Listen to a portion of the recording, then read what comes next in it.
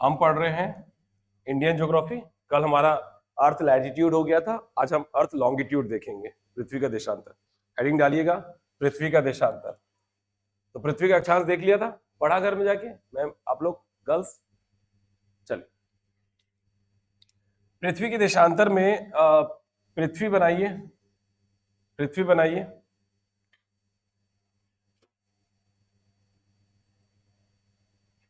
AC नहीं चल रहा है क्या? ओके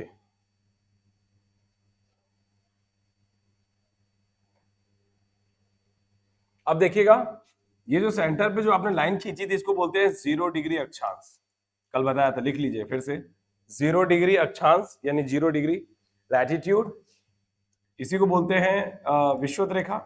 लिख लीजिएगा विषुवत रेखा, यही है आपकी भूमध्य रेखा, और इसको इंग्लिश में बोलते हैं आप इक्वेटर, या लिख लीजिएगा इक्वेटोरियल लाइन। इसके ऊपर यह है आपकी कौन सी रेखा? कर्क रेखा, tropic of cancer, 23.5 degree north पर। एग्री? यहां नीचे लिखिएगा 23, लिखिएगा मकर रेखा, ट्रॉपिक ऑफ कैप्रिकॉन, ये हो गया ट्रॉपिक ऑफ कैंसर, और ये 23.5 डिग्री साउथ पर है। इसके ऊपर ये लाइन खींचिएगा, इसको बोलते हैं आर्कटिक, आर्कटिक सर्कल, ये है आपका 66.5 डिग्री नॉर्थ। नॉर्थ का मतलब जैसे 0 डिग्री अक्षांश के ऊपर जब जाएंगे तो इसके सभी अक्षांश क्या कहलाएंगे? उत्तरी अक्षांश, जिसे सिंबॉलिक तौर पे एन लिखा जाता है, और नीचे के सभी अक्षांश दक्षिणी अक्षांश हो गए, जिसे सिंबॉलिक तौर पे एस लिखा जाता है। कल की क्लास हो चुकी है इस पर। और ये इस बिंदु को बोलते हैं 90 डिग्री नॉर्दर्न पोल, और इस बिंदु को बोलते हैं 90 डिग्री सदर्न पोल या साउदर्न पोल। ठीक, कल यहां तक हो गया था, आज हम इसके आगे देखेंगे। हम पढ़ रहे हैं पृथ्वी का देशांतर। 90 डिग्री नॉर्दर्न पोल को साउदर्न पोल से मिलाने वाली रेखा को हम बोलते हैं देशांतर, लॉन्गिट्यूड। याद रखिएगा 90 डिग्री नॉर्दर्न पोल को साउदर्न पोल से अगर मैंने एक लाइन खींच के मिला दी, वही है देशांतर, लॉन्गिट्यूड। और सबसे पहले देशांतर का नाम है 0 डिग्री देशांतर। जो सबसे पहला देशांतर उसको बोलते हैं 0 डिग्री देशांतर। और 0 डिग्री देशांतर की बात करें तो इसी को बोला जाता है प्राइम मेरिडियन लाइन, यानी कि प्रधान याम्योत्तर रेखा। क्या बोलते हैं इसको? प्रधान याम्योत्तर रेखा, जिसे इंग्लिश में कहते हैं prime meridian line, prime meridian line. अब गर्ल्स मतलब यहां पे हिंदी मीडियम वाले सोच रहे होंगे याम्योत्तर का मतलब क्या होता है? याम्योत्तर का मतलब कुछ और नहीं, क्या कहेंगे आप इसे? देशांतर। यानी कि सभी देशांतरों में सबसे प्रधान देशांतर रेखा कौन सी है तो बता दीजिएगा, 0 डिग्री देशांतर, जिसे क्या बोल रहे हैं? याम्योत्तर। तो याम्योत्तर का मतलब क्या होता है तो बोल दीजिएगा देशांतर ही होता है। तो प्रधान देशांतर रेखा मतलब सभी देशांतरों में जितनी भी देशांतर रेखा है, सबसे इंपॉर्टेंट देशांतर रेखा कौन सी है तो बता दीजिएगा, 0 डिग्री देशांतर। एग्री? इसी 0 डिग्री देशांतर को कहा जाता है इंटरनेशनल स्टैंडर्ड टाइम, IST। किसको? 0 डिग्री देशांतर को क्या कह रहे हैं? बोलो। International standard time. नेशनल समझा क्या? इंटरनेशनल। ठीक है, सुना सुना लग रहा है क्या कहीं पे? चलिए, तो इंटरनेशनल स्टैंडर्ड टाइम लिख लीजिएगा, इंटरनेशनल स्टैंडर्ड टाइम, यानी कि अंतरराष्ट्रीय मानक समय। बोलिए, अंतरराष्ट्रीय मानक समय, उसको भी लिख सकते हैं अंतरराष्ट्रीय मानक समय। क्यों कह रहे हैं इसे अंतरराष्ट्रीय मानक समय? अगर मैं आपसे एक छोटा सवाल पूछूं, अगर मैं आपसे पूछूं बताओ भारत में कितना बज रहा है? बोले सर ये कैसा सवाल है? अच्छा सवाल है, आप सवाल का जवाब दीजिए, भारत में कितना बज रहा है? तो आप उसके लिए क्या करेंगे? हाथ की घड़ी देखेंगे? अगर हाथ में कोई घड़ी ना हो तो दीवार घड़ी देखेंगे? दीवार में भी कोई घड़ी ना हो, मोबाइल निकालेंगे? मोबाइल भी ना हो आपके पास, यहां टीवी में या नीचे टाइम देखेंगे? टीवी भी नहीं है घर में, घड़ी चौका घंटा घड़ी जाएंगे, वो भी खराब है। फिर आप सूरज से देखने की कोशिश करोगे, साइक्लोन की वजह से बादल छाया हुआ है, सूरज भी नहीं दिखाई दे रहा है, अब बताओ कैसे देखोगे? समझ रहे हैं? मैं आपको एक कश्मकश में डाल दिया कि बिना देखे आप बता के सकोगे कि भारत में कितना बज रहा है। तो भारत का खुद का कोई समय होगा तब ना बताओगे, भारत का खुद का कोई समय ही नहीं है। इवन भारत का नहीं, किसी भी देश का खुद का कोई समय नहीं होता। सारा समय किससे तय किया जाता है? ब्रिटेन से तय किया जाता है, या ये कहूं कि सारा समय किस देशांतर से तय किया जाता है? जीरो देशांतर से तय किया जाता है। और सभी देशों के लिए एक स्टैंडर्ड टाइम माना गया किस देशांतर को? कि सभी देश का समय इसी 0 डिग्री देशांतर से तय किया जाएगा। बोलो हाँ। इसलिए इसको क्या बोला गया? सभी देशों के लिए एक स्टैंडर्ड टाइम, यानी कि इंटरनेशनल स्टैंडर्ड। और जब ये लाइन खींची गई तो सबसे पहले ये कहां से गुजरती है? ब्रिटेन के, बोलो, ब्रिटेन के, बता दीजिएगा, ग्रीन विच लेबोरेटरी से। क्या बोलेंगे? विच, WHICH, विच में नहीं, WICH वाला विच, ग्रीनविच लेबोरेटरी से। और इसी ग्रीनविच लेबोरेटरी से गुजरने की वजह से इस इंटरनेशनल स्टैंडर्ड टाइम को GMT भी कहते हैं। क्या बोलेंगे? GMT, यानी ग्रीनविच मीन टाइम। क्या बोलेंगे? Greenwich mean time. आपको बता दूं, ये मीन का मतलब क्या होता है? ग्रीनविच माध्य समय। आपने गणित में पढ़ा होगा मीन, मीडियम, मोड, समांतर माध्य, माध्यिका, बहुलक। वही समांतर माध्य का माध्य है जिसको आप मीन कहते हैं। वो हाउ मीन वाला मीन नहीं, ठीक है? चलिए, तो GMT, IST को ही क्या बोलते हैं? GMT। ठीक है, ये हो गया। अब देखिएगा, अब इस 0 देशांतर के पूर्व के देशांतर याद रखिएगा। जब ये पृथ्वी में ये लाइन खींचा था 0 डिग्री अक्षांश, यानी 0 डिग्री लैटिट्यूड, तो इसने पृथ्वी को कितने भागों में बांटा था?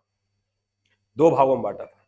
जब एक गोल पृथ्वी को जब बीच से लाइन खींच के अलग करोगे तो कितने भागों में बटेगी? ऊपर की आधी पृथ्वी को क्या बोलते हैं? गोलार्ध, यानी कि हेमिस्फीयर। कल बता चुका हूं। आधी पृथ्वी क्या बोलते हैं? गोलार्ध। और ऊपर की आधी पृथ्वी, ये नॉर्थ हो गया, और ये हो गया कौन सा? गोलार्ध।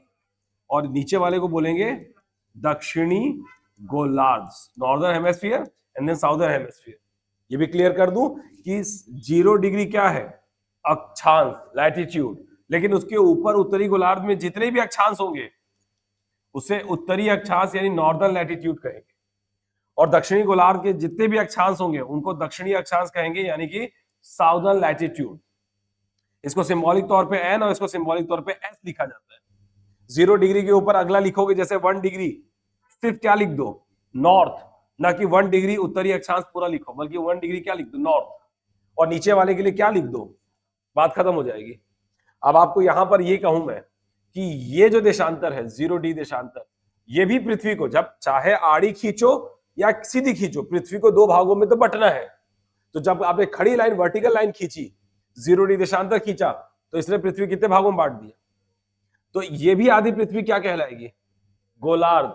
लेकिन ये डायरेक्शन वाइज कौन सा डायरेक्शन है? ये नॉर्थ साउथ था, तो ये आपका ईस्ट वेस्ट होगा। तो ये हो गया क्या? पूर्वी गोलार्ध, ईस्टर्न हेमिस्फीयर। ये हो गया पश्चिमी गोलार्ध, वेस्टर्न हेमिस्फीयर। और पूर्वी गोलार्ध के देशांतर क्या कहलाएंगे? यानी ईस्टर्न लॉन्गिट्यूड। पश्चिमी गोलार्ध के देशांतर क्या कहलाएंगे? वेस्टर्न लॉन्गिट्यूड, पश्चिमी देशांतर। तो इस मैप में आइए, यहां पर देखिए कि 0 डिग्री देशांतर के पूर्व की आधी पृथ्वी को पूर्वी गोलार्ध, और पूर्वी गोलार्ध के देशांतर पूर्वी देशांतर। पश्चिम की आधी पृथ्वी, बोलिए, पश्चिमी गोलार्ध और देशांतर पश्चिमी। वेस्टर्न हेमिस्फीयर का वेस्टर्न लॉन्गिट्यूड, ईस्टर्न हेमिस्फीयर का ईस्टर्न लॉन्गिट्यूड। चाहे तो E और W लिख सकते हैं, लेकिन जरूरत नहीं है, उसका इस्तेमाल नहीं करते हम ज्यादा। यहां तक क्लियर? जल्दी डायग्राम बनाइए, जल्दी डायग्राम बनाइए। हो गया? चलो, अब देखिए, अब 0 डिग्री देशांतर के पूर्व की तरफ में अगर मैं अगला देशांतर बनाऊं, ये देखिए, तो इसे कहेंगे 1 डिग्री पूर्वी देशांतर, ईस्टर्न लॉन्गिट्यूड। यह है आपका 2 डिग्री पूर्वी देशांतर यानी ईस्टर्न लॉन्गिट्यूड। और ऐसे करके 3, 4, 5, 6 सो ऑन। कब तक, कहां तक, रुकिए बताता हूं। इस तरफ आएंगे तो क्या लिखेंगे, 1 डिग्री पश्चिमी देशांतर वेस्टर्न लॉन्गिट्यूड, 2 डिग्री पश्चिमी देशांतर। ऐसे करके आगे बढ़ेंगे। कहां तक बताता हूं, ये बात समझ में आ रही। यहां पर भी एक सवाल है। आप देखिए सारे देशांतर एक बिंदु से स्टार्ट हो रहे हैं और वो बिंदु है 90 डिग्री नॉर्दर्न पोल, और सबके सब खत्म हो रहे हैं एक बिंदु पे जिसे बोलते हैं 90 डिग्री साउदर्न पोल। जब सभी के सभी एक बिंदु से स्टार्ट होकर अगले एक बिंदु पे खत्म हो रहे हैं, तो जिसे मैं सामने से देखूंगा वो मुझे सीधा नजर आएगा, बाकी सब मुझे कर्व में नजर आएंगे। बोलो हाँ। अगर मैं किसी भी दो देशांतर की बात कर रहा हूं, किसी भी दो देशांतर की बात कर रहा हूं, मैं यहां बना भी दे रहा हूं, मैंने लिया 0 डिग्री को और 1 डिग्री को, और ये हो गया क्या, नॉर्दर्न पोल, 90 डिग्री साउदर्न पोल। बीच में एक लाइन खींच दे रहा हूं जिसको क्या कहते हैं, 0 डिग्री अक्षांश यानी लैटिट्यूड। अब आपसे सवाल मेरा ये है कि बताइए किसी भी दो देशांतर के बीच की मैक्सिमम दूरी कहां होती है। क्या पूछा, समझ में आया? किसी भी दो देशांतर के बीच की मैक्सिमम दूरी कहां होती है।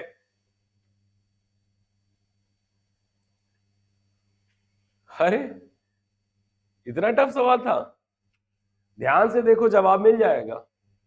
ये एक देशांतर, ये दूसरा देशांतर है, एग्री? इनके बीच की मैक्सिमम दूरी कहां होगी, सेंटर जो अक्षांश पे, जिसको आप क्या बोलते हैं, इक्वेटर। तो किसी भी दो देशांतर के बीच की मैक्सिमम दूरी कहां होगी, इक्वेटर में होगी।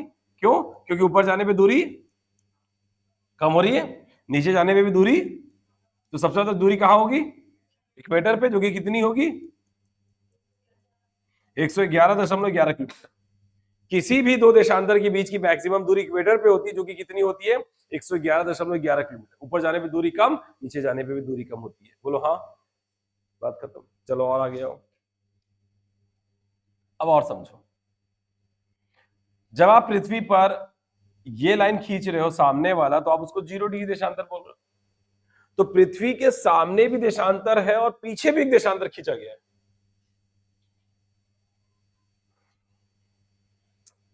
चलो देखो,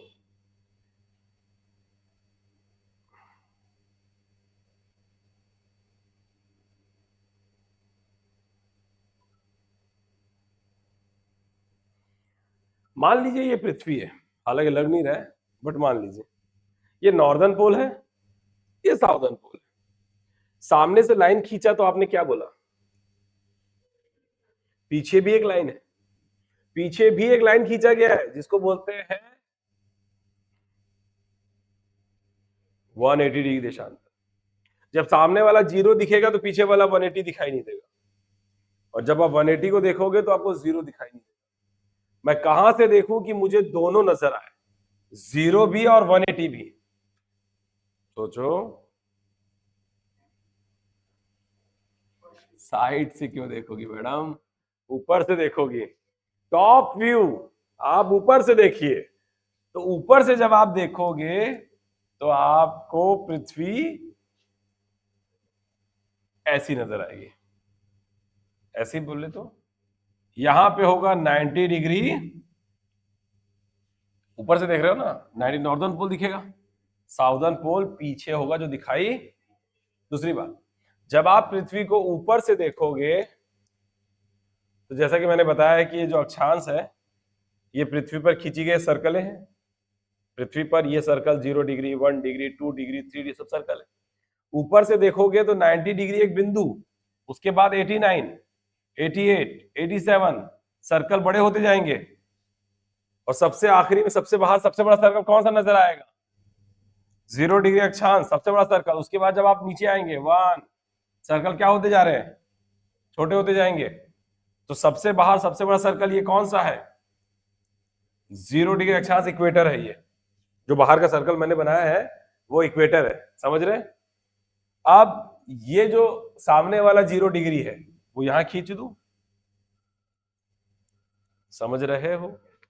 आप ऊपर से देख रहे हो, तो ऊपर से देखोगे तो आप या तो ऊपर आ जाओ, या तो मैं आपको ऐसे दिखा देता हूं, नॉर्दर्न पोल, साउदर्न पोल। ये देशांतर जो नीचे से जा रहा था 0 डिग्री, ये जो ऊपर से जा रहा है 180, ऊपर वाला 180 डिग्री देशांतर, नीचे वाला, एग्री। 0 के पूर्व के सभी देशांतर को मैंने क्या कहा था? 0 के पूर्व के सभी देशांतर क्या बोलते हैं? पश्चिम के देशांतर। तो यहां पर 0 के पूर्व के देशांतर, पूर्वी और पश्चिम के देशांतर, पश्चिमी देशांतर, एग्री। इसके बाद 0 के पूर्व में अगला देशांतर 1 डिग्री, याद आ रहा है? ये जो मैंने खींचा है 1 डिग्री, ये। और जैसा कि मैं बता चुका हूं कि दो देशांतर के बीच की मैक्सिमम दूरी इक्वेटर पे होती है, जो कि कितनी होती है? और यहां पर अगर मैं आपसे पूछूं कि यहां पर ये वही इक्वेटर है जहां इनकी दूरी कितनी है, तो मैच कर पा रहे हो? यही 0 अक्षांश है जहां दूरी 111.11 है, यही 0 अक्षांश है जिनके बीच की दूरी 111.11 है। समझ पा रहे हो क्या बना रहा हूं मैं? 1 के बाद अगला देशांतर 2 डिग्री, कौन सा? फिर उसके बाद 3 डिग्री ईस्टर्न लॉन्गिट्यूड, पूर्वी दिशा। कहां तक जाऊंगा मैं, चलो बताओ? गलत, नहीं, सोचो। अरे भैया 0 डिग्री पूर्वी देशांतर से शुरू कर रहा हूं तो 179 डिग्री पूर्वी देशांतर तक जाऊंगा। क्यों? क्योंकि 180 डिग्री देशांतर है, ना पूर्वी ना पश्चिमी, ये सिर्फ लॉन्गिट्यूड है, ना ईस्टर्न ना वेस्टर्न। वैसी जैसे 0 डिग्री भी सिर्फ एक लॉन्गिट्यूड है, सिर्फ 0 डिग्री देशांतर है, ना पूर्वी ना पश्चिमी। तो 1 डिग्री से जाओगे 179 तक जाओगे। बात समझ में आ रही?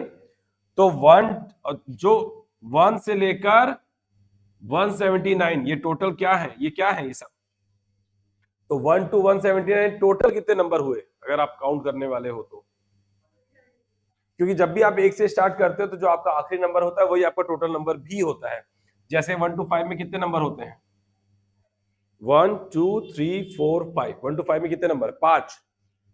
1 to 10 में, 1 to 179 में, तो ये टोटल 179 जो है ये आपके क्या है? पूर्वी देशांतर यानी eastern longitude, number of eastern longitude. जो उस तरफ हुआ वो सेम इस तरफ भी होगा। आप देखिएगा, ये हो गया 1 डिग्री, क्या? उसके बाद 2 डिग्री, कहां? 3 भी ले लो, 3 डिग्री पश्चिमी देशांतर, कहां तक? पश्चिमी देशांतर। 1 से लेकर 179 सब के सब क्या होंगे? और नंबर्स कितने होंगे? पश्चिमी देशांतरों की संख्या भी कितनी है? क्या रह गया जो आपने अब तक नहीं लिया? बिल्कुल, 0 डिग्री और 180 नहीं लिया, क्योंकि 1 to 179, 1 to 179, 0 और 180 रह गया। 0 को यहां ऐड कर दूं, ऐड कर दूं, तो आप बोलो सर 0 का ऐड करने से तो 0 ही होगा। तो 0 ऐड कर रहा हूं कि 1 ऐड कर रहा हूं? क्योंकि 0 डिग्री देशांतर एक देशांतर, 1 डिग्री देशांतर एक देशांतर, 179 डिग्री पूर्वी देशांतर भी एक देशांतर, 180 डिग्री देशांतर भी एक देशांतर। ठीक है, तो 1 ऐड किया तो कितना हो गया? और 179 में ये 180 को ऐड कर दूं, लाइक 1, तो ये भी हो गया 180। 180 कितना हो गया? 360। कोई पूछे पृथ्वी पे देशांतरों की संख्या कितनी, बता देना 360।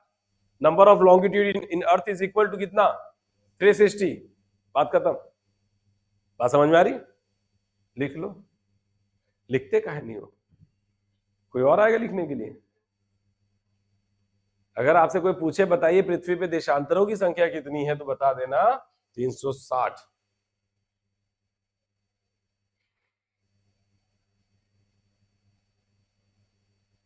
जब आप पढ़ते हो ना तो एक, जैसे आप खाना खाते हो तो खाना खाने के समय क्या लगता है? मजबूरी में खाते हो कि इसलिए खाते हो क्योंकि वो आपको एनर्जी देगा? जैसे मान लीजिए सामने बिरयानी रखा हुआ है, क्या सोच के खाते हो? सिर्फ खा रहा हूं कि मजे के लिए खा रहा हूं, ताकत के लिए खा रहा हूं? जैसे काजू बादाम घर में है, क्यों खा रहे हो आप? एनर्जी के लिए, ताकत के लिए। तो जो कुछ कर रहे हो आप ताकत के लिए कर रहे हो। और अभी क्या कर रहे हो आप? ये भी आपको पावर देगा, ये भी आपको ताकत देगा, ये भी आपको फाइनेंशियली स्ट्रांग बनाएगा, लाइफ सिक्योर करेगा। तो इसके लिए भी आपको कैसा रहना पड़ेगा? एनर्जेटिक रहना पड़ेगा कि मुझे मुझे पढ़ना है। वो चेहरे से मुझे दिखना चाहिए कि आप चाह रहे हैं कि मैं पढ़ना चाहता हूं। जैसे भूखा आदमी क्या बोलता है? मैं खाना चाहता हूं। एक विद्यार्थी क्या बोलेगा? मैं पढ़ना चाहता हूं। तो पढ़ाना मेरी गरज नहीं, पढ़ना आपका शौक होना चाहिए। मैं मजबूरी से पढ़ा दूं ये नहीं, आप शौक से पढ़ो तो मजा आएगा। आप ये सोच के पढ़ो कि यही पढ़ाई कल मेरे कैरियर बनेगा, या कैरियर की वजह बनेगी। कल के दिन आप कैरियर बनाना चाहते, मतलब आप जो तैयारी कर रहे हैं एग्जाम के लिए, वो जिससे आप अपने मकसद को पाओगे, ठीक है, लाइफ सिक्योर करके जॉब पाके लाइफ सिक्योर हो जाएगी, वो सबके लिए आपको क्या करना पड़ेगा? पढ़ना ही पड़ेगा। तो पढ़ाई आपके लिए इतना जरूरी है कि वही आपका लाइफ बनाने वाली है। बात समझ में आ रही? तो आप पढ़ाई को इस तरीके से अंडर एस्टिमेट ना करें कि पढ़ाई हो जाएगी, नहीं। पढ़ाई को अपना सब कुछ बना लीजिए, क्योंकि ये आपको सब कुछ देने वाली है। जिसे आपने अपना सब कुछ बना लिया वो आपको सब कुछ देगी, और जिसे आपने कुछ नहीं समझा वो आपको कुछ भी नहीं देगी, याद रखना। बोलते हैं ना कि अगर आप गाड़ी चला रहे हो तो गाड़ी को केयर करो ताकि गाड़ी भी आपका केयर करे। मतलब आप गाड़ी का ख्याल रखोगे तो गाड़ी भी आपका ख्याल रखती है, वो कभी भी आपको धोखा नहीं देगी। और आप गाड़ी का ख्याल नहीं रखोगे तो गाड़ी भी आपका ख्याल नहीं रखेगी, कभी भी कहीं पे भी बंद हो जाएगी। और आप बोलोगे अरे यार गाड़ी बंद हो गई, ख्याल रखे थे कभी? देखे थे उसमें क्या चीज कितना है कितना नहीं है? ऐसा नहीं होता। अगर आप अपने पढ़ाई का ख्याल रखोगे, पढ़ाई आपका ख्याल रखेगी। आप पढ़ाई की इज्जत करोगे, पढ़ाई आपकी इज्जत करेगी। आप अपनी पढ़ाई को समय दो, बदले में वो आपको पोस्ट देके जाएगी। आपकी पढ़ाई आपसे समय मांग रही है, आप अपनी पढ़ाई को समय दो, वो आपको पोस्ट देके जाएगी। इसलिए कोशिश करें कि अपनी पढ़ाई को वैल्यू करें कि जो मैं पढ़ रहा हूं ये इससे मेरा कैरियर बनेगा। तो आप उसको उस हिसाब से रिस्पेक्ट दे दीजिए। मेहमान आते हैं शादी के लिए, आप खुद खातिरदारी करते हो क्योंकि पता है अभी खिलाऊंगा तो बाद में मिलेगा भी, ठीक है? तो अगर आज आप उसकी इज्जत करोगे तो कल पढ़ाई। और इज्जत करने का मतलब कैसा है? आपको अपनी पढ़ाई अच्छी लगनी चाहिए, तभी आप रिस्पेक्ट कर पाओगे। और अच्छी लगने के लिए अच्छा बनाना पड़ता है। तो आधी कोशिश मेरी है कि भूगोल आपको अच्छा लगे, आधी कोशिश आपकी होनी चाहिए कि भूगोल आपको अच्छा लगे। बात समझ में आ रही? इंजॉय करो अपनी पढ़ाई को। आप पढ़ने के लिए तड़पो कि जैसे कल भूगोल की क्लास है तो आप आने के लिए तरसो कि मैं कहीं पे मतलब फंस गए किसी काम में, काम छोड़कर आइए पढ़ने के लिए। क्यों? क्योंकि आज मैं अगर नहीं पढ़ूंगा तो मेरा आज का दिन कैसे जाएगा, और अगर पढ़ लूंगा तो आज का दिन मेरा फिर बहुत अच्छा जाएगा। क्यों? वही वाली बात है। किसी को हम पसंद करते हैं तो उससे मिलना चाहते हैं, उसको टाइम देना चाहते हैं। पढ़ाई को जिस दिन आप पसंद करने लगोगे, इसके बिना रह नहीं पाओगे, बिना पढ़े नहीं रह पाओगे, बिना कोचिंग आए नहीं रह पाओगे। बात समझ में आ रही है? तो आप पसंद करें विषयों को, क्योंकि यही सब चीजों की वजह से ही आप जितना पसंद करेंगे उतना ज्यादा पढ़ेंगे, और ज्यादा पढ़ेंगे तो वो आपको रिजल्ट में अच्छा देगा। पसंद नहीं करेंगे तो बस ऐसे ही पढ़ेंगे। बात समझ में आ रही? और जैसे कि मेरी कोशिश है कि जिस दिन भूगोल खत्म होगा पूरा भूगोल आपकी मुट्ठी में होगा। ज्योग्राफी से सारे क्वेश्चंस आपसे बनेंगे, चाहे आपकी मर्जी हो या ना हो। आप क्वेश्चन देखेंगे, पता है यही इसका आंसर होगा। मेरी कोशिश तो ये है, लेकिन आपकी कोशिश, जब तक ये आपकी कोशिश नहीं होगी तब तक मैं कुछ नहीं कर पाऊंगा। आपकी भी कोशिश होनी चाहिए। करेंगे तो मैं पढ़ा रहा हूं तो कल आना तो पढ़ के आना, इस टाइप का हिसाब रखना हमेशा। चलिए आगे बढ़ते हैं। तो ये हो गया। अब देखिए यहां पे एक चीज और समझिएगा। अब 360 डिग्री को अगर मैं थोड़ा सा और समझाने की कोशिश करूं तो ये देखिएगा, अगर पृथ्वी को अगर मैं 4 हिस्से में बांट दूं तो आप देखेंगे कि पृथ्वी अगर एक हिस्सा घूम रही है तो एक हिस्सा मतलब कितना डिग्री घूम रही है, फिर एक हिस्सा और घूम रही है, 4 हिस्सों में एक हिस्सा 1/4 और घूम रही है तो 90 डिग्री और घूम रही है। 90 कितना हो गया? 180। फिर अगर 1/4 और घूम रही है तो 90 डिग्री और जोड़ दो, कितना हो गया? 270। 1/4 और घूम रही है तो 90 डिग्री और जोड़ दो। जब पृथ्वी एक चक्कर लगाएगी तो वो एक्चुअल में कितना डिग्री बना लेगी, और हर एक डिग्री को हम एक अक्षांश के रूप में लोकेट किए, मतलब खींचे हैं। हर एक डिग्री पे हमने एक अक्षांश खींच दिया। अक्षांशों की संख्या कितनी? डिग्री कितने, मतलब हर एक अक्षांश हर एक डिग्री में खींचे गए। अक्षांश बोला, सॉरी, हर एक देशांतर जो है वो एक डिग्री में खींचा गया है। बात समझ में आ रही? खैर छोड़िए। 360 डिग्री घूमने में पृथ्वी कितना समय लगेगा? अरे भैया, पृथ्वी अपना एक चक्कर पूरा घूमेगी, यानी 1 रोटेशन इज इक्वल टू कितना? पृथ्वी जब अपने एक्सेस में घूमती है तो उसको बोलते हैं घूर्णन गति, और पृथ्वी जब सूर्य के चारों ओर घूमती है तो उसको बोलते हैं परिक्रमण गति। अपने एक्सेस में घूमने वाली को रोटेशनरी मोशन, और सूर्य के चारों ओर घूमने वाले को रेवोल्यूशनरी मोशन कहते हैं। तो जब पृथ्वी अपने एक्सेस में घूर्णन गति करती है तो एक चक्कर घूमने में, पृथ्वी को अपने एक्सेस पे एक चक्कर घूमने में, 1 रोटेशन पूरा करने में कितना समय लगेगा? 24 घंटे। और सूर्य के चारों ओर घूमने में 365 दिन, एक साल। बात समझ में आ रही? तो 360 डिग्री घूमने में अगर 24 घंटा लग रहा है, तो अब अगर मुझे घंटे को मिनट में कन्वर्ट करना है, घंटे को मिनट में कन्वर्ट करना है, तो मुझे एक बात बताइए, मुझे 60 से मल्टीप्लाई करना पड़ेगा, डिवाइड करना पड़ेगा? Divide divide divide divide. कहां से आते हैं ऐसे लोग? एक चॉकलेट 10 रुपए में, तो 10 चॉकलेट कितने में आएगा बताओ? अब इंटू करेंगे, ठीक है। देखिएगा, एक घंटा बराबर, बोलो, तो 24 घंटा बराबर, तो डिवाइड किए कि मल्टीप्लाई किए? छोटी छोटी गलतियां होती है, आदमी कंपटीशन से बाहर हो जाता है, ठीक है। इन्हीं छोटी छोटी गलतियों से बचे। तो अब आप क्या करिए, मल्टीप्लाई करिए 24 को 60 से, तो आप पाएंगे 1440 मिनट। कितना? तो 360 डिग्री घूमने में कितना समय लगा? तो एक डिग्री घूमने में, बोलो, 1440 बटा 300।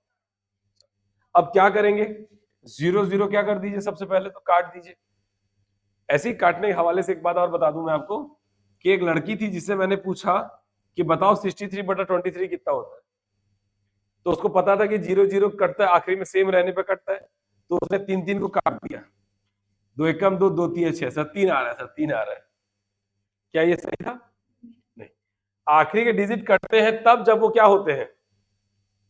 0 होते हैं, कोई और डिजिट नहीं कटेगा, याद रखना, ठीक है। तो फिर ये यहाँ पे याद रखेंगे। तो ये हो गया 144 बटा 36। चाहो तो 2 से काट लो, चाहो तो 3 से काट लो, चाहो तो 6 से काट लो। 36 दूना 72, 72 दूना 144, तो 36 चौक 144। डायरेक्ट बता दे रहा हूं, बोलोगे तो 2 से काट भी दूंगा, लेकिन जरूरत नहीं। तो 1 डिग्री घूमने में पृथ्वी को कितना मिनट लगता है? 4 मिनट लगता है। 1 डिग्री बराबर कितना मिनट? पृथ्वी कितने डिग्री है? 1 डिग्री की वैल्यू कितनी है? और आपको ये भी बता दूं कि, बना लिए, लिख लिया, ये जो 1 डिग्री बराबर 4 मिनट है, आपने समय को कहां से स्टार्टिंग माना? इसको आप बेस माने, इसी को तो बोला कि आपने इंटरनेशनल स्टैंडर्ड टाइम, यहीं से समय शुरू होगा। जो देश इस तरफ है 0 डिग्री के इस तरफ जाने पर हर एक डिग्री में आपका 4 मिनट क्या होगा? ऐड होगा। और 0 डिग्री यानी हमारा समय किससे तय हो रहा है?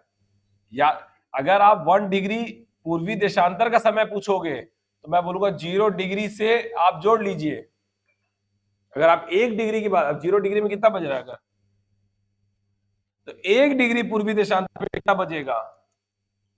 12:04। 2 डिग्री का समय कितना होगा? 12 तो जब आप किसी देशांतर का समय पूछोगे, 2 डिग्री देशांतर, 1 डिग्री पूर्वी देशांतर, तो समय 0 डिग्री से तय किया जाएगा। लेकिन जब किसी देश की बात करोगे तो किस देश से तय किया जाएगा? मतलब हमारा समय किस देश से तय किया जाता है? ब्रिटेन से। तो हमारे भारत का समय ब्रिटेन के समय से 5.5 घंटा आगे है। ये सुना होगा आपने, क्योंकि अगर हमारा भारत इस तरफ है तो इस तरफ जाने पे समय जुड़ेगा, और अगर इस तरफ जाएंगे तो हर एक डिग्री में 4 मिनट क्या करना पड़ेगा? घटाना पड़ेगा।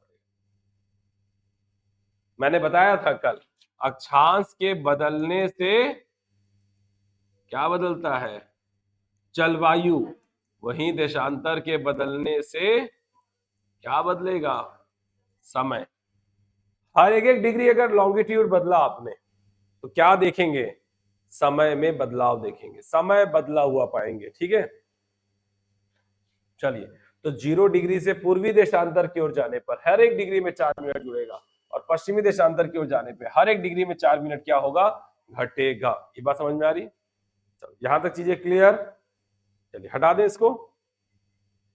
ठीक, अब आइए अपने पहले चैप्टर। हमारा जो पहला चैप्टर था इंडियन जियोग्राफी का फर्स्ट चैप्टर, जिसका नाम था भारत की अवस्थिति एवं विस्तार, लोकेशन एंड क्या बोलते हैं, location and expansion of India, location and expansion of India. तो यहां पर सबसे पहले ये क्या हो गया आपका?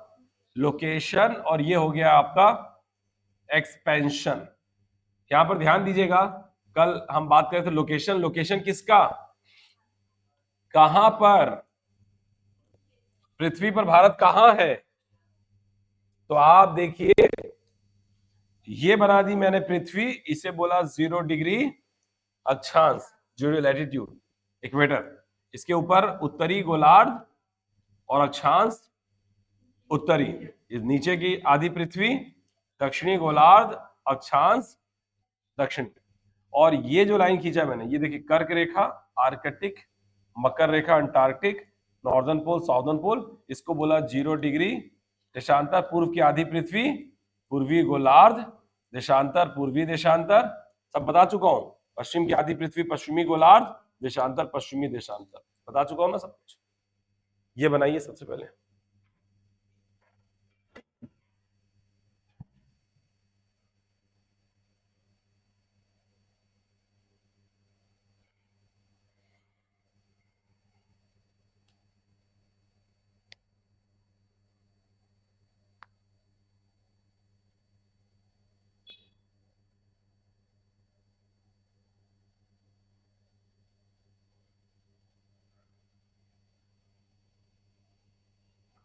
ओके, बना लिए।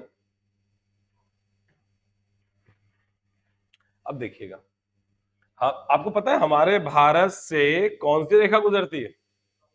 कर्क रेखा, ट्रॉपिक ऑफ कैंसर। कहां है ट्रॉपिक ऑफ कैंसर? ये है ट्रॉपिक ऑफ कैंसर। एग्री? तो या तो हमारा भारत यहां होगा, या तो हमारा भारत यहां होगा। ठीक, इसके अलावा हमारे भारत के बीचों बीच इंडियन स्टैंडर्ड टाइम खींचा गया। हमारे भारत के बीचों बीच इंडियन स्टैंडर्ड टाइम खींचा गया है, और 0 डिग्री देशांतर को इंटरनेशनल स्टैंडर्ड टाइम कहते हैं। बोलो हाँ। हमारे भारत के बीचों बीच IST, Indian standard time, 0 degree देशांतर को भी आईएसटी कहते हैं, लेकिन वो इंटरनेशनल स्टैंडर्ड टाइम है। लिखा दोनों को आईएसटी आईएसटी जाता है, लेकिन ये इंडियन है और ये इंटरनेशनल। ये भारतीय मानक समय है, ये अंतरराष्ट्रीय मानक समय है। और आपको जैसे मैंने अभी बताया कि हमारा आईएसटी इस इंटरनेशनल स्टैंडर्ड टाइम से कितना घंटा आगे है? 5.5 घंटा आगे है, मतलब प्लस 5.5 घंटा। और प्लस है मतलब भारत किस तरफ होगा? इस तरफ जाने पर, पूर्वी देशांतर की ओर जाने पर हर एक डिग्री में 4 मिनट जुड़ता है, और पश्चिमी देशांतर में हर एक डिग्री में 4 मिनट। तो अगर प्लस 5.5 घंटा है, मतलब आपका एसटी ये होगा कि ये होगा, राइट साइड वाला, मतलब ये आपका भारत, हमारा भारत ये है। बोलो हाँ। और अगर ये हमारा भारत है, तो उस हिसाब से आप बताइए कि हमारा भारत, क्योंकि लोकेशन के लिए जरूरी है अक्षांश और देशांतर। एक सेकंड, कलर ये, अगर भारत ये है तो 0 अक्षांश के ऊपर है कि नीचे है? ऊपर है, मतलब कौन से गोलार्ध में है? उत्तरी गोलार्ध में। और देशांतर की बात करें तो कौन से गोलार्ध में? इस तरह, पूर्वी गोलार्ध। तो हमारा भारत उत्तरी गोलार्ध, 0 डिग्री अक्षांश के ऊपर के उत्तरी गोलार्ध, और 0 डिग्री देशांतर के पूर्वी गोलार्ध में स्थित है। यानी ओवरऑल हमारा भारत कहाँ है? क्या बोलेंगे? उत्तर पूर्वी गोलार्ध में स्थित है हमारा भारत। उत्तर पूर्वी गोलार्ध में स्थित है। और इस हिसाब से अगर भारत 0 डिग्री के ऊपर है तो वो किस अक्षांश पर होगा? उत्तरी अक्षांश। तो भारत के सभी अक्षांश उत्तरी अक्षांश होंगे। इसका कहने का मतलब यह है कि भारत का उत्तरी बिंदु नॉर्दर्न पॉइंट उत्तरी अक्षांश पर होगा और भारत का साउदर्न पॉइंट भी उत्तरी अक्षांश पे होगा। ये मत कहना कि उत्तरी बिंदु उत्तरी अक्षांश पे और दक्षिणी बिंदु, ऐसा मत कहना। क्यों? क्योंकि दक्षिणी अक्षांश तब लिखते जब वो 0 डिग्री अक्षांश के नीचे होता, जबकि पूरा भारत 0 डिग्री अक्षांश के ऊपर है। मतलब भारत में खींचे जाने वाले सभी लैटिट्यूड नॉर्दर्न लैटिट्यूड होंगे, चाहे नॉर्दर्न पॉइंट हो या साउदर्न पॉइंट हो, सबके सब नॉर्दर्न लैटिट्यूड होंगे। बात समझ में आ रही? उत्तरी बिंदु दक्षिणी बिंदु भी, तो दक्षिणी बिंदु में उत्तरी अक्षांश लिखो तो हैरान मत होना, दक्षिणी बिंदु भी उत्तरी अक्षांश पे होगा। और अगर देशांतर की बात करें तो भारत में खींचे जाने वाले सभी देशांतर कौन से देशांतर होंगे? पूर्वी देशांतर होंगे। और आपको बता दूं कि पूर्वी बिंदु पूर्वी देशांतर, पश्चिमी बिंदु भी पूर्वी देशांतर पर होगा। बात समझ में आ रही है? पूर्वी बिंदु पूर्वी देशांतर, पश्चिमी बिंदु पश्चिमी देशांतर मत बोलना, वो भी आपका क्या होगा? क्लियर? क्योंकि पश्चिमी बिंदु पश्चिमी देशांतर तब होता जब वो 0 डिग्री के पश्चिम में होता, जबकि वो पूरा का पूरा पूर्व में है। तो ये समझना है कि अवस्थिति की बात करें तो भारत पृथ्वी पर कौन से गोलार्ध पर है, और भारत के सभी अक्षांश और सभी देशांतर नॉर्थ ईस्ट हेमिस्फीयर याद रखिएगा, और नॉर्दर्न लैटिट्यूड और ईस्टर्न लॉन्गिट्यूड याद रखिएगा। क्लियर?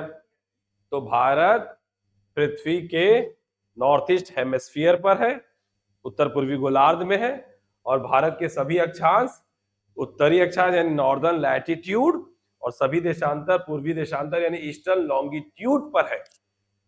बोलो हाँ। और जब अब बात करें किसकी? विस्तार की। तो हेडिंग डालिएगा, भारत का विस्तार 2 प्रकार के होते हैं। कौन से 2? हाँ, अक्षांशी और देशांतरी, latitudinal expansion and longitudinal expansion. Agree? चलिए तो अब अगला लिखिएगा, बोलिए, भारत का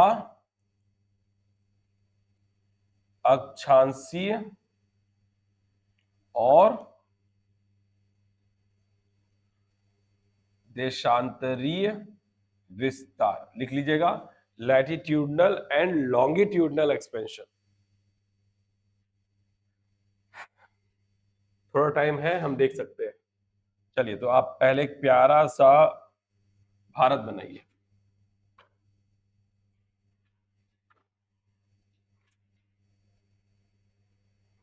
प्यारा सा भारत बनाइए। बन रहा है कि नहीं बन रहा है? ऐसा ना हो कि अपनी भारत बना के अपने ही हंसो।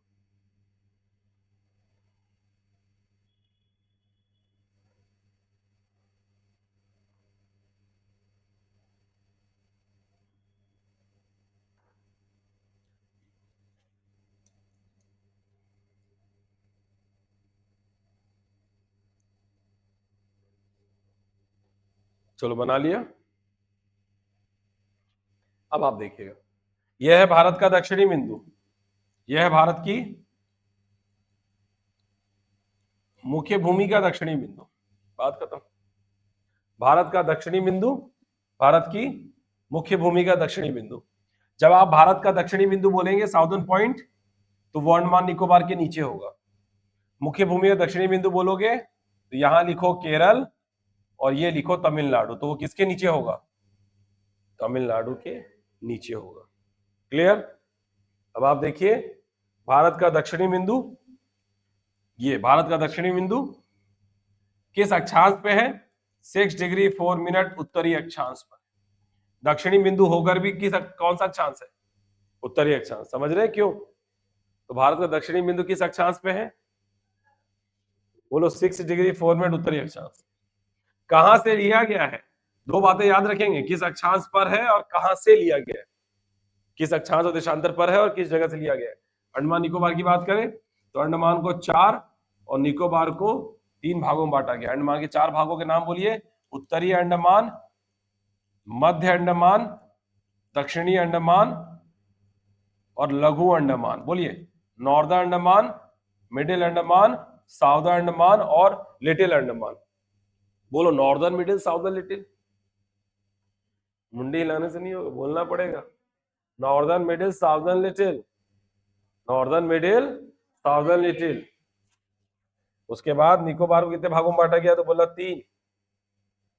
बोलिए, कार निकोबार,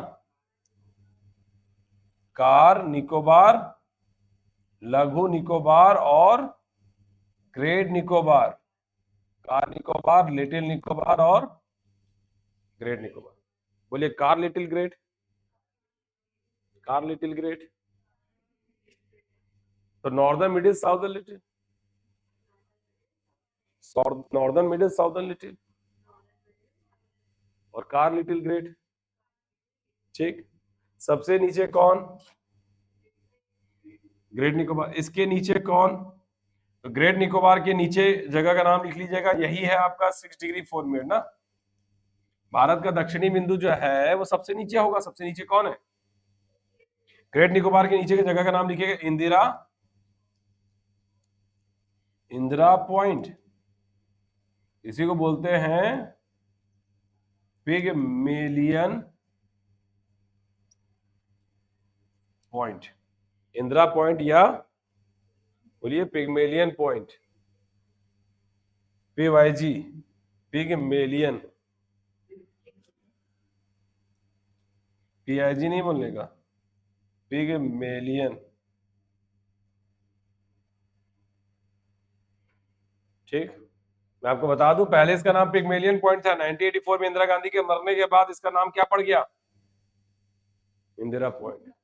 1984 में जब इंदिरा गांधी की मृत्यु हुई तो पिगमेलियन पॉइंट का नाम बदल के क्या रख दिया गया? पिगमेलियन पॉइंट का नाम बदल के इंदिरा पॉइंट रख दिया गया। और 2004 में जब हिंद महासागर सुनामी आया था तो इंदिरा पॉइंट वाली जगह जो थी वो समुद्र में क्या हो गई? खो गई। पैसा था क्या खो गया? डूब गई समुद्र में, खो गई समुद्र में, डूब गई। 2 से 4 मीटर नीचे चला गया वो जगह जिसे आप इंदिरा पॉइंट कह रहे थे। इसके बावजूद भी वो भारत का क्या है? दक्षिणी बिंदु। तो क्या बोलेंगे? भारत का दक्षिणी बिंदु, भारत का southern point of India, 6 degree 4 minute उत्तरी अक्षांश पर है। कहां से लिया गया है? ग्रेट निकोबार के इंदिरा पॉइंट या पिगमेलियन पॉइंट से लिया गया। बात खत्म। बात समझ में आ रही है? अब एक ही नाम लेना हो तो बता देना क्या, लेकिन पता होना चाहिए कि पहले क्या बोला जाता था इसको, कब नाम बदला, क्या हुआ था 2004 की सुनामी में। इंदिरा पॉइंट वाली जगह क्या हो गई? समुद्र के नीचे डूब गई।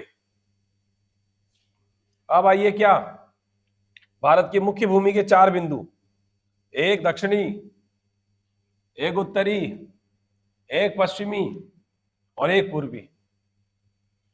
अब बताओ, इसको आज पढ़ेंगे कल पढ़ेंगे? टाइम अभी पढ़ना है क्या? देखो, ये होती है आपके अंदर क्यूरियोसिटी। सर हमें पढ़ना है, सर 5 मिनट और ले लीजिए लेकिन पढ़ा दीजिए पूरा। ये जज्बा आपका, अगर अभी आप शांत हो गए होते, सर रहने दो सर, तो मैं छोड़ देता। इससे फायदा कि नुकसान आपको? नुकसान। आप अपने पढ़ाई को तौलो तराजू में कि ये पढ़ाई मेरे को फायदा दे रही कि नुकसान दे रही है। सर से मैं फायदा ले लूं कि नुकसान ले लूं? बात समझ में आ रही है? तो ये आपके पढ़ाई का समर्पण कि आप हमेशा पढ़ना चाहें। आप बोले सर 1 घंटा और भी पढ़ा दोगे तो कोई दिक्कत नहीं है, सर 12-1 बजे तक भी पढ़ाओगे तो भी कोई दिक्कत नहीं है। मैं तो बोलूं सर शाम तक भी बोलोगे बैठ के पढ़ने के लिए तो पढ़ाई तो मेरे को बहुत अच्छा लगता है सर। बात समझ में आ रही है? जब आप थोड़ा थोड़ा करोगे तो समय लगेगा ज्यादा, और ज्यादा ज्यादा करोगे तो समय लगेगा थोड़ा। मर्जी आपकी, कम कम करके ज्यादा समय में पढ़ना है, ज्यादा ज्यादा करके कम समय में पढ़ना है। और आपका दिमाग कभी नहीं बोलता कि कम पढ़ो, आपका दिमाग कभी ये नहीं बोलता कि भाई बहुत हो गया, हैंग हो रहा है, हैंग ओवर हो गया है, दिमाग स्टक हो गया है। ऐसा कभी दिमाग नहीं कहता, वो आपकी सोच है। दिमाग में इनफाइनाइट मेमोरी है, दिमाग की मेमोरी इनफाइनाइट है। आप कितना भी रख लो कभी हैंग नहीं होता, कभी भरता नहीं है आपका मेमोरी कार्ड। बात समझ में आ रही है? ये खासियत है कि भगवान ने आपको वो मेमोरी कार्ड दिया है जिसकी कोई लिमिटेड जीबी नहीं है कि 128 जीबी है तो 256 जीबी है तो भर गया, खाली करो। तो ऐसा भी नहीं कि पुराना खाली करोगे तभी नया आएगा, पुराना भी रह सकता है और नया भी आ सकता है। ठीक, भगवान ने सोचो आपके लिए क्या किया है, इन्फिनाइट मेमोरी दे दिया है कि डाल लो जितना डालना है। ठीक, लेकिन हम अपने आप को लिमिटेड करके रखे हैं, नहीं ज्यादा नहीं डालेंगे, ज्यादा पढ़ लेंगे तो भूल गए। अरे भूलने के लिए भी भगवान ने बोला है कि बार बार पढ़ो, नहीं भूलोगे। ठीक, भगवान जानते हो ना कौन होता है भगवान? कौन है भगवान? देखा है कभी भगवान को? ये कैसा बिलीव है जिसे देखा नहीं? और कौन सी चीज है जिसे देखा नहीं और बिलीव करते हो, बताओ? बात अगर बिलीव सिस्टम की है तो ये बिलीव आया कहां से? चलो झिलाता हूं। ठीक है, बताओ, अगर आप भगवान को देखे नहीं तो मानने का तर्क क्या है? सब मानते हैं, मैं भी मानता हूं, मैं आपसे तर्क मांग रहा हूं कि जिसे आपने देखा नहीं उसे आप मानते हो, क्या तर्क है इसके पीछे? किसी का सुना हुआ कि भगवान होता है, इस बात को मान के? कि आपके माँ बाप मानते थे इसलिए आप मान लिए? बोलो। मम्मी पापा मानते थे, मम्मी पापा क्यों मानते थे? बोलो, उनके मम्मी पापा मानते थे, तो ये तो चैन तो लंबी चल रही है। बताओ, कोई ठोस कारण मानने का? डर। और इधर क्या कोई ठोस कारण? क्लास है क्या? कौन सी? अच्छा, इसके बाद अभी और क्लास है क्या? बैठ जाइए, बस अब छुट्टे। कॉपी वॉपी ऐसे बैठ जाइए। हाँ, ठीक है, बैठ जाइए, आगे बैठ जाइए, आगे आ जाइए। चलिए, तो फिर इस पे बाद में चर्चा करेंगे, बताऊंगा आपको। चलिए, सिंपल सा जवाब होना चाहिए भगवान को मानने का कि इंसान का घर बिना किसी के चलाए नहीं चल सकता। घर में अगर कोई मम्मी अगर रह रही है तो आप देखिए, अगर मम्मी के होने से ही घर चल रहा है, तो मम्मी है तो घर चल रहा है ना, या पापा है तो घर चला रहे हैं, इस टाइप का जो भी समझ लो। तो घर बिना किसी के चलाए नहीं चलता। ये पूरी दुनिया बिना किसी के चलाए चल जा रही है क्या? इसका भी तो कोई चलाने वाला होगा ना।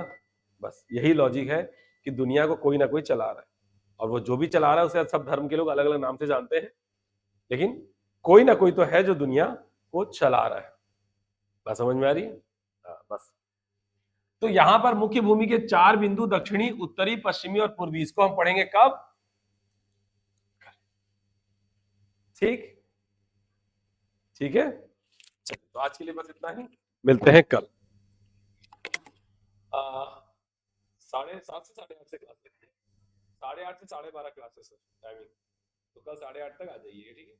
तो आपकी 2 क्लासेस खत्म हो गई, 2 क्लासेस आप अटेंड कर लीजिएगा।